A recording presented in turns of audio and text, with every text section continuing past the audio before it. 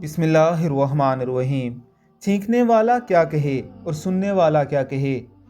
سیدنا ابو ہریرہ رضی اللہ تعالی عنہ سے مروی ہے کہ پیارے رسول کریم صلی اللہ علیہ وسلم نے ارشاد فرمایا، کسی کو چھینک آئے تو وہ الحمدللہ کہے، سننے والا یرحمک اللہ کہے، اور جس کے جواب میں چھینکنے والا یہدیکم اللہ ویصلح بالکم کہے۔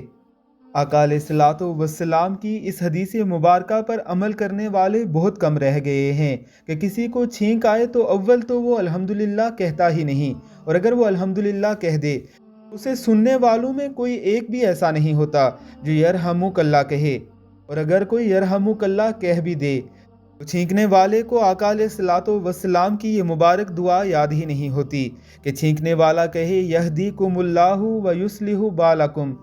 اس مبارک سنت کو پھر سے زندہ کیجیے۔ اللہ رب العزت کی ذات ہم سب کو توفیق عطا فرمائے، آمین ثم آمین۔